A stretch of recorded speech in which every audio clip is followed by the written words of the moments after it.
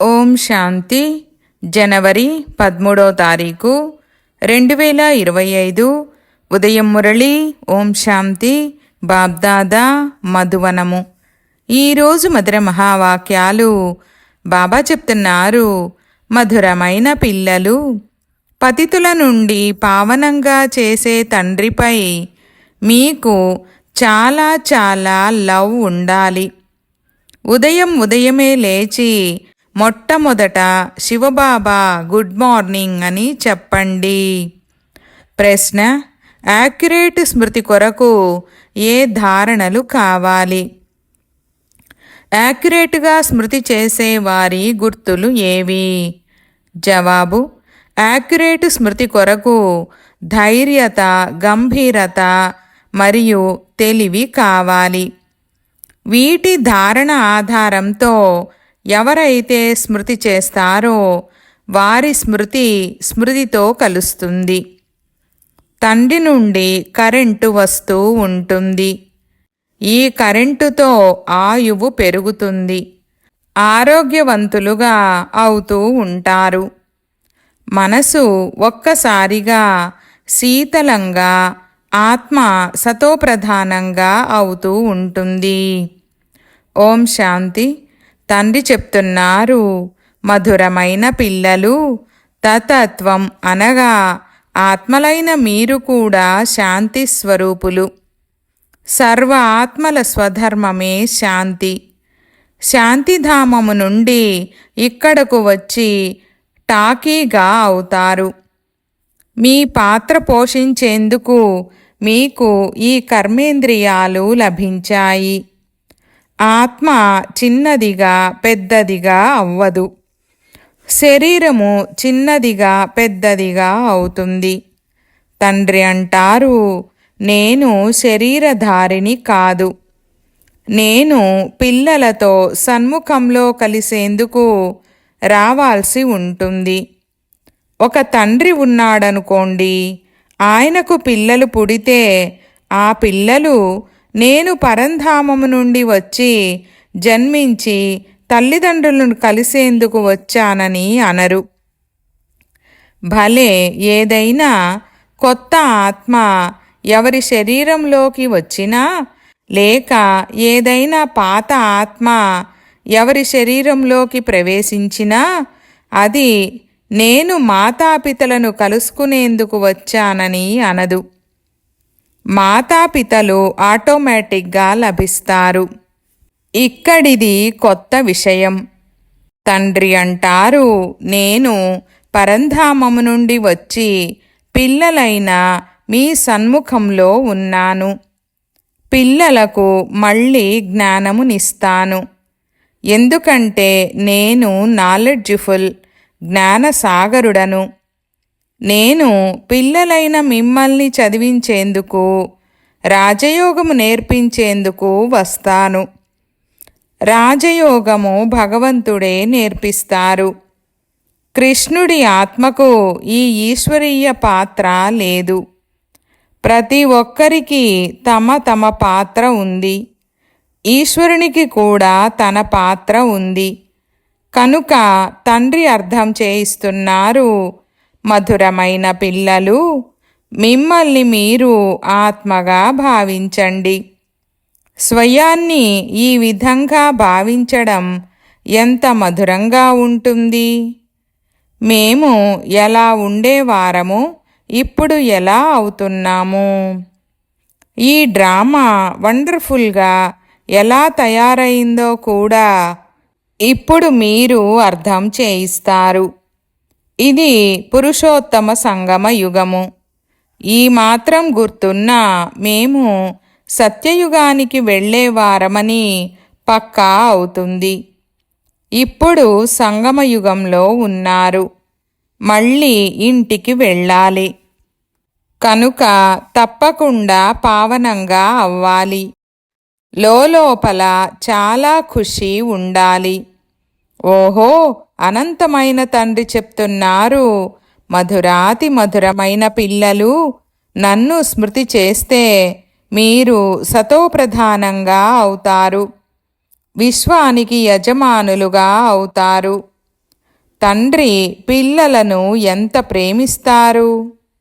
కేవలం టీచర్ రూపంలో చదివించి ఇంటికి వెళ్తారని కాదు.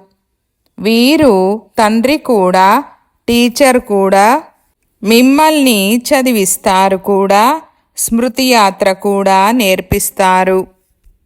ఇలా విశ్వానికి యజమానులుగా చేసే, పతితుల నుండి పావనంగా చేసే తండ్రిపై చాలా లవ్ ఉండాలి. ఉదయం లేస్తూనే మొట్టమొదట శివబాబాకు గుడ్ మార్నింగ్ చెప్పాలి. గుడ్ మార్నింగ్ అనగా స్మృతి. బాబాను స్మృతి చేస్తే చాలా సంతోషంగా ఉంటారు. పిల్లలు తమ హృదయాన్ని మేము ఉదయమే లేచి అనంతమైన తండ్రిని ఎంత స్మృతి చేశామని ప్రశ్నించుకోవాలి. మనుషులు భక్తి కూడా ఉదయమే చేస్తారు కదా. భక్తి ఎంత ప్రేమతో చేస్తారు. కానీ చాలామంది పిల్లలు హృదయపూర్వకంగా నిజమైన ప్రేమతో స్మృతి చేయరని బాబాకు తెలుసు. ఉదయం లేచి బాబాకు గుడ్ మార్నింగ్ చెప్పి జ్ఞాన చింతన చేస్తే సంతోష పాదరసం పైకెక్కుతుంది. తండ్రికి గుడ్ మార్నింగ్ చెప్పకపోతే పాపభారం ఎలా దిగుతుంది? ముఖ్యమైనదే స్మృతి.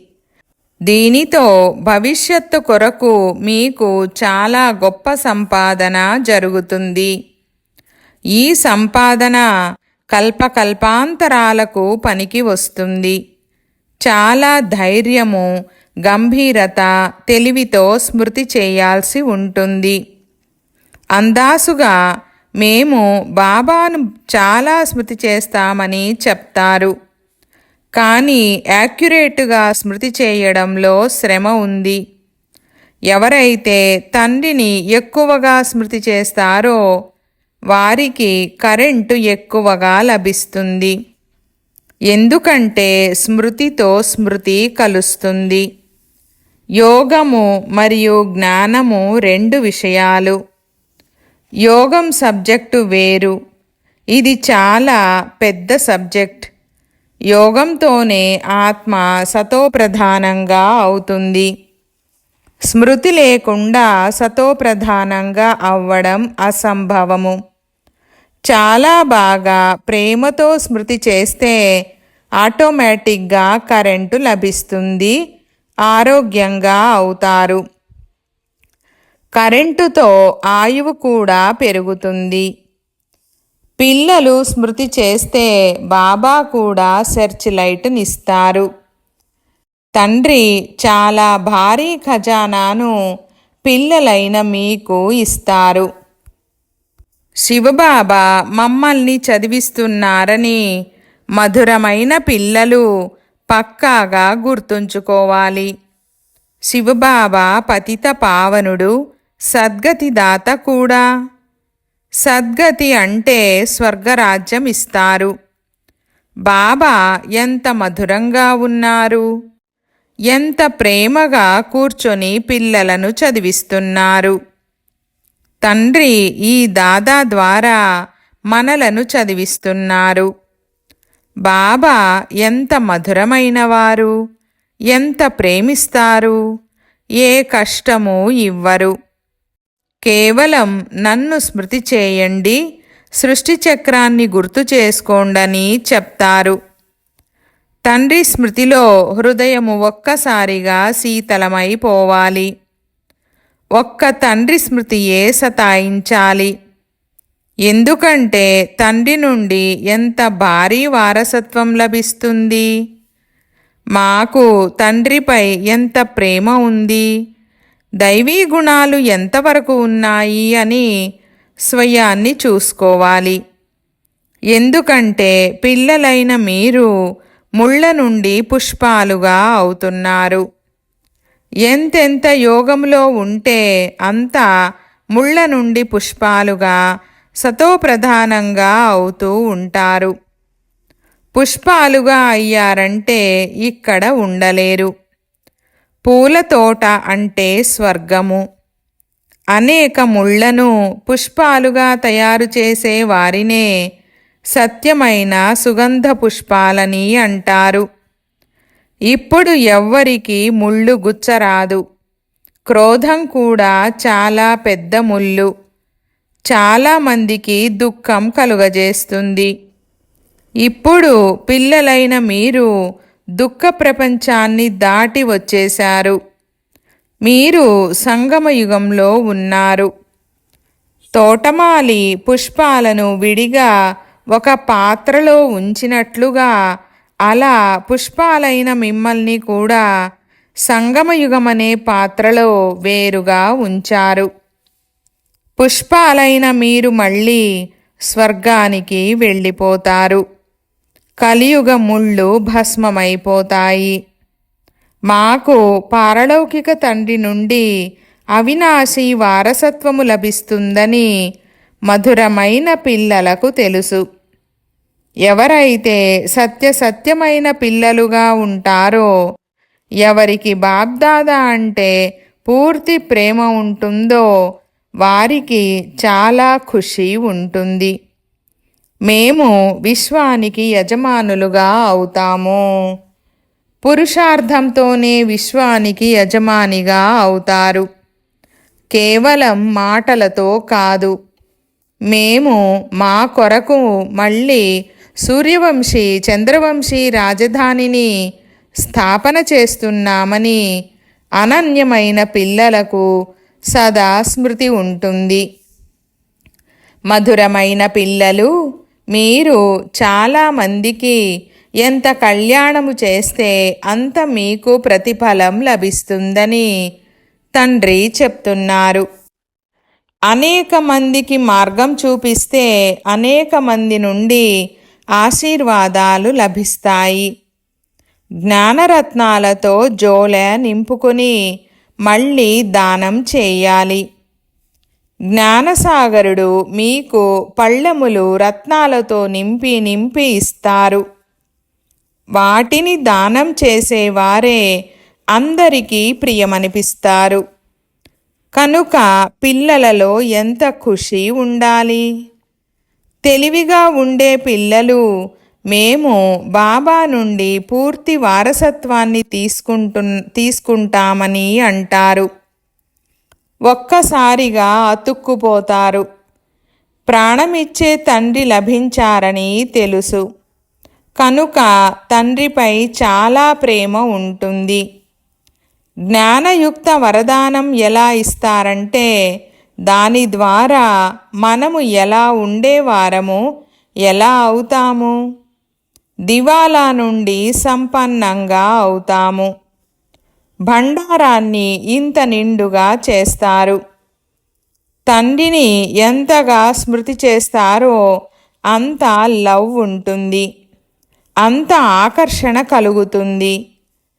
సూది శుభ్రంగా ఉంటే అయస్కాంతము వైపు ఆకర్షింపబడుతుంది కదా. తండ్రి స్మృతితో తుప్పు వదిలిపోతూ ఉంటుంది. ఒక్క తండ్రి కాకుండా ఇంకెవరూ గుర్తు రాకూడదు. ఉదాహరణకు, స్త్రీకి పతిపై ఎంత ప్రేమ ఉంటుంది. మీకు కూడా నిశ్చితార్థము జరిగింది కదా. నిశ్చితార్థపు ఖుషి తగ్గుతుందా? శివబాబా అంటారు, మధురమైన పిల్లలు, మీ నిశ్చితార్థం నాతో జరిగింది, బ్రహ్మతో కాదు. నిశ్చితార్థము పక్కా అయిపోయింది. మరైతే వారి స్మృతే సతాయించాలి. తండ్రి అర్థం చేయిస్తున్నారు, మధురమైన పిల్లలు, నిర్లక్ష్యం చేయకండి. స్వదర్శన చక్రధారులుగా అవ్వండి. లైట్ హౌస్గా అవ్వండి. స్వదర్శన చక్రధారిగా అవ్వడం బాగా ప్రాక్టీస్ అయితే మీరు జ్ఞానసాగరులుగా అవుతారు. ఉదాహరణకు, స్టూడెంట్ చదువుకొని టీచరుగా అవుతాడు కదా. మీ వ్యాపారమే ఇది. అందరినీ స్వదర్శన చక్రధారులుగా చేసినప్పుడే చక్రవర్తి రాజు రాణులుగా అవుతారు. కనుక బాబా పిల్లలను సదా స్వదర్శన చక్రధారులుగా కూర్చున్నారా అని అడుగుతుంటారు. తండ్రి కూడా స్వదర్శన చక్రధారియే కదా. మధురమైన పిల్లలైన మిమ్మల్ని వాపస్ తీసుకెళ్లేందుకు తండ్రి వచ్చారు. పిల్లలు లేకుంటే నాకు కూడా అస్థిమితంగా ఉంటుంది, సమయమైనప్పుడు అస్థిమితంగా ఉంటుంది. చాలు, ఇప్పుడిక వెళ్ళాలి. పిల్లలు చాలా పిలుస్తున్నారు, చాలా దుఃఖితులుగా ఉన్నారని జాలి కలుగుతుంది. ఇప్పుడు పిల్లలైన మీరు ఇంటికి రావాలి. మళ్ళీ అక్కడి నుండి మీకు మీరే సుఖధామానికి వెళ్తారు. అక్కడ మీకు తోడుగా నేనుండను. మీ స్థితి అనుసారంగా మీ ఆత్మ వెళ్ళిపోతుంది. మేము ఆత్మిక యూనివర్సిటీలో చదువుతున్నామని పిల్లలైన మీకు నష ఉండాలి. మేము ఈశ్వరీయ విద్యార్థులము. మేము మనుషుల నుండి దేవతలుగా, విశ్వానికి యజమానులుగా అయ్యేందుకు చదువుతున్నాము. దీనితో మేము మినిస్టరీ మొత్తం పాస్ అవుతాము. ఆరోగ్యము కూడా, విద్య కూడా చదువుతాము. నడవడికను సంస్కరించుకునే జ్ఞానము కూడా చదువుతాము. Health ministry, food ministry, land ministry, building ministry అన్నీ ఇందులో వచ్చేస్తాయి.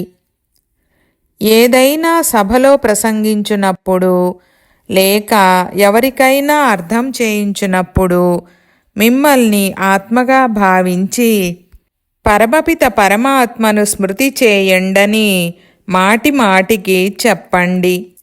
ఈ స్మృతి ద్వారానే మీ వికర్మలు వినాశనం అవుతాయి. మీరు పావనంగా అవుతారని చెప్పండి. మాటి మాటికి స్మృతి చేయాలి. కానీ ఇది కూడా స్వయంగా స్మృతిలో ఉన్నప్పుడే చెప్పగలరు. పిల్లలలో ఈ విషయం చాలా బలహీనంగా ఉంది. స్మృతిలో ఉండి ఇతరులకు అర్థం చేయిస్తే ప్రభావం పడుతుంది. ఆంతరికంగా సంతోషం కలుగుతుంది. మీరు ఎక్కువగా మాట్లాడాల్సిన అవసరం లేదు. ఆత్మాభిమానిగా ఉండి కొద్దిగా అర్థం చేయించినా బాణము తగులుతుంది. తండ్రి చెప్తున్నారు, పిల్లలు, జరిగిందేదో జరిగిపోయింది. ఇప్పుడు మొదట మిమ్మల్ని మీరు సంస్కరించుకోండి. స్వయం స్మృతి చేయకుండా ఇతరులకు చెప్తూ ఉంటే ఈ మోసము నడవజాలదు.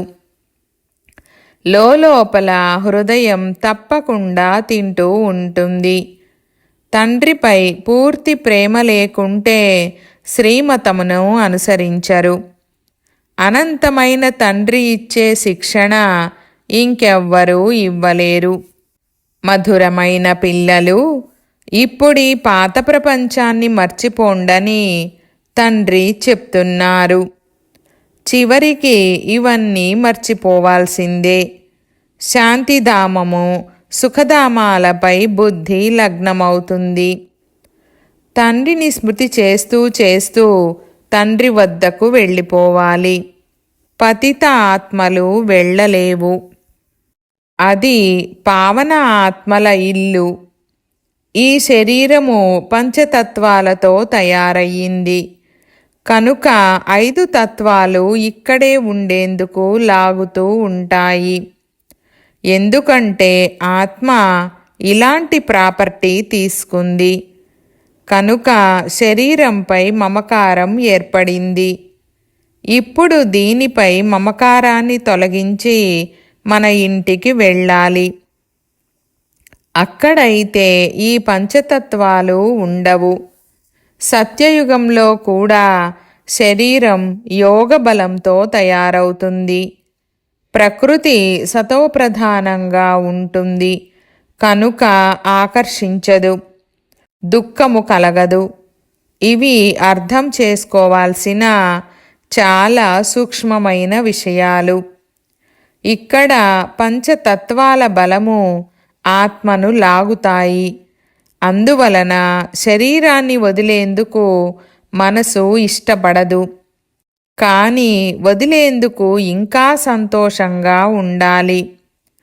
పావనంగా అయ్యి ఈ శరీరాన్ని వెన్న నుండి వెంట్రుకను తీసుకున్నంత సులభంగా వదిలేస్తాము. కనుక శరీరము నుండి అన్ని వస్తువులపై మమకారం పూర్తిగా తొలగించాలి. దీనితో మనకు ఎలాంటి సంబంధము లేదు. మనము బాబా వద్దకు వెళ్తాము. ఈ ప్రపంచంలో మనకున్న బ్యాగేజ్ సర్దేసి ముందే పంపేశాము. జతలో అయితే రాలేదు. ఆత్మలే వెళ్ళాలి. శరీరాన్ని కూడా ఇక్కడే వదిలేశాము. బాబా నూతన శరీరాన్ని సాక్షాత్కారం చేయించారు. రత్నాలు వజ్రాల మహలు లభిస్తుంది. అటువంటి సుఖధామానికి వెళ్ళేందుకు ఎంత శ్రమ చేయాల్సి ఉంటుంది. అలసిపోరాదు. రాత్రి పగలు చాలా సంపాదన చేయాలి. కనుక బాబా అంటారు, నిద్రను జయించే పిల్లలు మామేకం యాద్ కరో, విచారసాగర మథనం చేయండి. డ్రామా రహస్యాన్ని బుద్ధిలో ఉంచుకుంటే బుద్ధి ఒక్కసారిగా శీతలమైపోతుంది. మహారథులైన పిల్లలు ఎప్పుడూ చలించరు. శివబాబాను స్మృతి చేస్తే వారు సంభాళిస్తారు కూడా. తండ్రి పిల్లలైన మిమ్మల్ని దుఃఖము నుండి విడిపించి శాంతిని దానంగా ఇస్తారు. మీరు కూడా శాంతి దానం చేయాలి. ఈ అనంతమైన మీ శాంతి అనగా యోగబలం ఇతరులను కూడా శాంతిగా చేసేస్తుంది. వీరు మన ఇంటివారా కాదా అని వెంటనే తెలిసిపోతుంది. ఆత్మకు వెంటనే వీరు మా బాబా అని ఆకర్షణ కలుగుతుంది. నాడి కూడా చూడాల్సి ఉంటుంది. తండ్రి స్మృతిలో ఉండి ఈ ఆత్మ మన కులానికి చెందిన వారేనా అని చూడండి. మన కులం వారైతే ఈ విషయాలలో వారికి రుచి ఉంటుంది. పిల్లలు స్మృతి చేస్తే తండ్రి కూడా ప్రేమిస్తారు, ఆత్మను ప్రేమిస్తారు. చాలా భక్తి చేసిన వారే చాలా చదువుతారని కూడా తెలుసుకుంటారు. తండ్రిపై ఎంత ప్రేమ ఉందో వారి ముఖము ద్వారా తెలిసిపోతుంది. ఆత్మ తండ్రిని చూస్తుంది. తండ్రి ఆత్మలైన మనలను చదివిస్తున్నారు. తండ్రికి కూడా ఇంత చిన్న బిందువైన ఆత్మను చదివిస్తున్నానని భావిస్తారు. పోను పోను మీ స్థితి ఇలా అవుతుంది. సోదరులను చదివిస్తున్నామని భావిస్తారు. రూపం సోదరిదైనా దృష్టి ఆత్మవైపుకు వెళ్ళాలి. శరీరము వైపుకు దృష్టి ఎంత మాత్రమూ పోరాదు. ఇందులో చాలా శ్రమ ఉంది. ఇవి చాలా సూక్ష్మమైన విషయాలు, చాలా ఉన్నతమైన చదువు. తూకం వేస్తే ఈ చదువు వైపుకే చాలా భారం తూగుతుంది. అచ్చా मीठे मीठे सिकीलधे बच्चों प्रति मात पिता बाप दादा का याद प्यार और गुड मॉर्निंग। रूहानी बाप की रूहानी बच्चों को नमस्ते। हम रूहानी बच्चों की रूहानी बाप दादा को याद प्यार गुड मॉर्निंग और నమస్తే నమస్తే బాబా నమస్తే. ధారణ కొరకు ముఖ్య సారము. 1వ పాయింట్, జ్ఞానరత్నాలతో జోల నింపుకొని మళ్ళీ దానం కూడా చేయాలి. ఎవరు దానం చేస్తారో వారు అందరికీ ప్రియంగా ఉంటారు. వారికి అపారమైన సంతోషం ఉంటుంది. 2వ పాయింట్, ప్రాణదానం చేసే తండ్రిని చాలా ప్రేమగా స్మృతి చేస్తూ అందరికీ శాంతిని దానం చేయాలి. స్వదర్శన చక్రం తిప్పుతూ జ్ఞానసాగరులుగా అవ్వాలి.